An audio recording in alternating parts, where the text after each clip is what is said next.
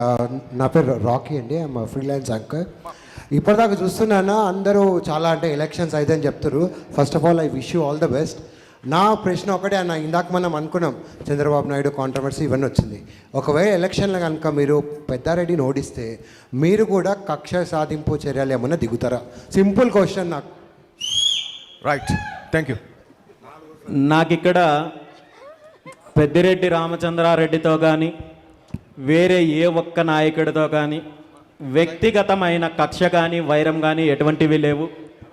వాళ్ళు చేస్తున్న దౌర్జన్యాల మీదే, వాళ్ళు చేస్తున్న అన్యాయం మీదే, వాళ్ళు చేస్తున్న దోపిడీ మీద నేను పోరాటం చేస్తున్నాను తప్ప వ్యక్తిగతంగా నేను ఏ ఒక్కరి మీద పోరాటం చేయడం లేదు. నాకు అవకాశం వచ్చినప్పుడు ఆ అధికారాన్ని ప్రజలకు ఏం చేయగలను, నియోజకవర్గానికి ఏం చేయగలను, నా వల్ల పార్టీ వల్ల రాష్ట్రానికి ఏం మంచి చేయగలనని ఆలోచిస్తాను తప్ప ఎటువంటి కక్ష సాధింపు చర్యలు కానీ ఇంకొకటి కానీ ఉండవనేది నేను చాలా స్పష్టంగా చెప్తున్నాను. నిజంగా ఇలాంటి కార్యక్రమాలే చేయాలనుకుంటే, నిజంగా పెద్దిరెడ్డి రామచంద్రారెడ్డి గారి మీద కక్ష సాధించాలి, అతను ఏదైతే భౌతిక దాడులు చేసి ప్రతిపక్షాలను వేధించాలని చూస్తారో దానికి నేను ఆయన దారిలోకి వెళ్ళి సమాధానం చెప్పాలనుకుంటే నాకు ప్రత్యేకంగా అధికారం అవసరం లేదు.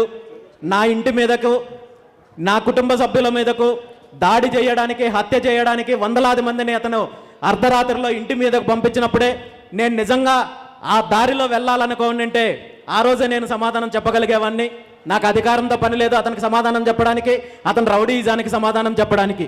కానీ నా ఆశయం అది కాదు, నా లక్ష్యం అది కాదు. ఏ అధికారాన్ని అయితే అడ్డం పెట్టుకొని దౌర్జన్యాలు, రౌడీయిజము, దోపిడీ చేస్తున్నారో ఆ అధికారం నుండి అతన్ని దూరం చేయాలి, ప్రజలకు మంచి చేయాలి, నియోజకవర్గానికి మంచి జరగాలి, రాష్ట్రానికి మంచి జరగాలనే ఆలోచన తప్ప నాకు వ్యక్తిగతమైన కక్షలు కానీ వేరే రకంగా ఆలోచనలు కానీ లేవన్నా. Thank you.